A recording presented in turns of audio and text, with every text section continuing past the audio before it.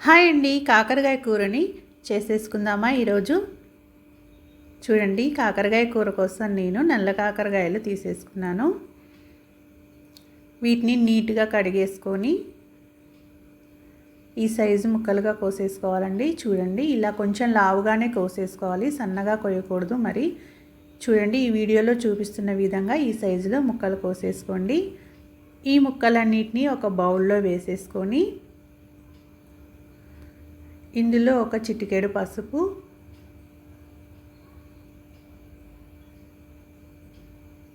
ఒక అర స్పూను ఉప్పు వేసేసుకోండి.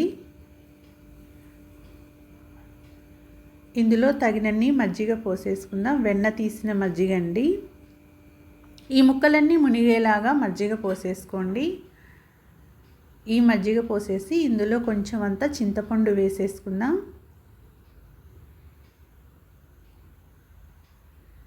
చింతపండు, ఉప్పు, పసుపు, మజ్జిగ పోసి వీటిని ఉడకబెట్టాలండి. ఇలా ఉడకబెట్టిన తర్వాత ఈ ముక్కలన్నిటిని నీట్గా కడిగేసి కూర వండామంటే కాకరకాయ కూర ఎంతో టేస్టీగా ఉంటుందండి. చూడండి, చింతపండు వేసేసుకుందాం. కొద్దిగా చింతపండు వేసేసుకుంటే చాలండి. ఇలా కొద్దిగా చింతపండు వేసేసుకొని ముక్కలన్నిటిని మజ్జిగలో లోపలికి ఇలా సమానంగా అనేసి మూత పెట్టేసి స్టవ్ మీద పెట్టేసుకొని ఉడకబెట్టుకోవాలండి. చూడండి, ఇలా ఉడకనివ్వాలి. ముక్కలన్నీ కొంచెం మెత్తగా అయ్యే వరకు ఉడకనివ్వాలండి. చూడండి, ఇప్పుడు కొంచెం గట్టిగానే ఉన్నాయి, ఇంకొద్దిసేపు ఉడకాలి. మూత పెట్టేసి ఉడకనిద్దాము.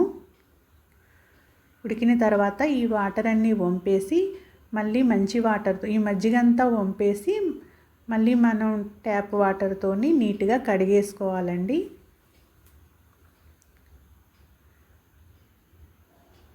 చూడండి, ఇప్పుడు చక్కగా ఉడికిపోయాయి మన కాకరకాయ ముక్కలు.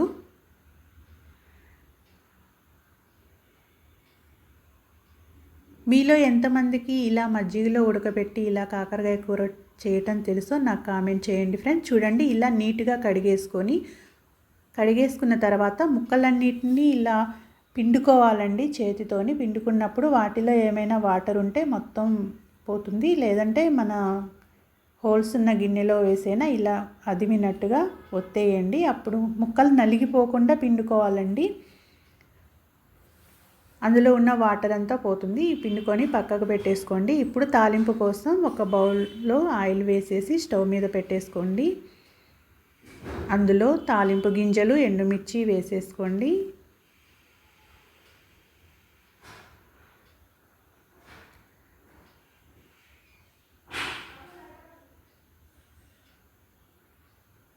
ఇప్పుడు కొంచెం అంతా కరివేపాకు వేసేసుకుందాం. చూడండి, ఇప్పుడు మనం రెడీగా పెట్టేసుకున్న కాకరకాయ ముక్కల్ని వేసేసుకుందామండి.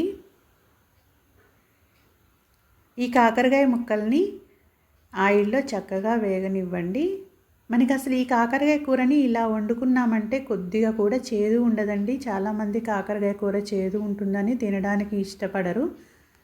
కానీ ఇలా మజ్జిగలో ఉడకపెట్టేసి ఉప్పు, పసుపు, చింతపండు వేసి ఉడకపెట్టేసి వాటిని నీట్గా కడిగేసి ఇలా మొత్తం వాటర్ అనేవి లేకుండా ముక్కల్ని పిండేసి ఇలా ఆయిల్లో ఇలా ఫ్రై చేసుకొని తిన్నామంటే ఎంతో టేస్టీగా ఉంటుందండి. అసలు మనకి చేదు అనేదే అనిపించదు.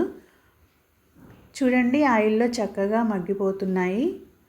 ఇప్పుడు ఒక 2-3 పచ్చిమిర్చిని చీలికలుగా చేసి వేసేసుకోండి.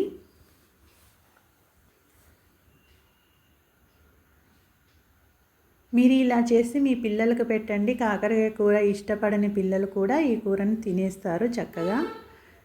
ఇందులో మనం పంచదార కానీ బెల్లం కానీ ఏది కూడా వేయాల్సిన అవసరం లేదండి. ఏది వేయకుండానే చక్కగా ఎంతో టేస్టీగా ఉంటుంది. చేదు మాత్రం అస్సలు అనిపించదు. చూడండి, ముక్కలన్నీ ఆయిల్లో చక్కగా వేగిపోయాయి.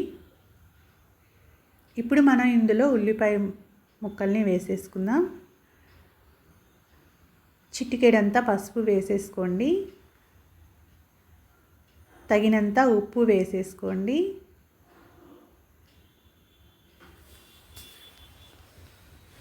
తగినంత కారం వేసేసుకోండి. ఒక 7-8 వెల్లుల్లి రెబ్బల్ని కచ్చాపచ్చాగా దంచి ఈ కూరలో వేసేసుకోండి. కారంతో పాటుగానే వేసి కలిపేసామంటే ఒక 2-3 నిమిషాలు ఉంచేసి స్టవ్ కట్టేసుకుంటే మనకి ఎంతో టేస్టీగా ఉండే కాకరకాయ కూర రెడీ అయిపోయినట్టే ఫ్రెండ్స్. మీరు కొత్తగా నా ఛానల్ని చూస్తున్న వారైతే సబ్స్క్రైబ్ చేసుకోండి, షేర్ చేయండి, లైక్ చేయండి, కామెంట్ చేయండి. మీలో ఎంతమందికి కాకరకాయ కూర ఇష్టమో కామెంట్ చేయండి. ఈ కాకరకాయ కూరలో ఉల్లిపాయ ముక్కల్ని ముందుగానే వేయకూడదండి, ఇలా చివరిలో వేసుకోవాలి. మరీ వేగాల్సిన అవసరం లేదు. కాకరకాయ ముక్కలు కొంచెం ఉల్లిపాయ ముక్కలు కొంచెం మెత్తబడితే సరిపోతుందండి. మనకి తినేటప్పుడు అవి తగులుతూ ఉంటే చాలా టేస్టీగా ఉంటుంది.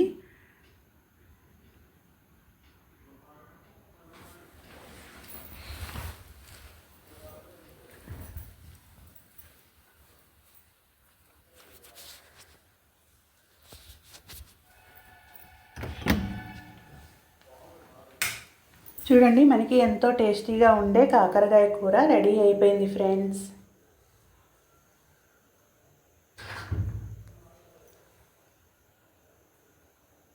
చూడండి ఎంత కలర్ఫుల్గా, ఎంత బాగా కనిపిస్తుందో ఈ కూర. కలర్ఫుల్గానే కాదండి, ఎలా కనిపిస్తుందో అంత టేస్టీగా కూడా ఉంటుంది. మీరు కూడా తప్పకుండా ట్రై చేసి మీకు ఎలా వచ్చిందో నాకు కామెంట్ చేయండి ఫ్రెండ్స్.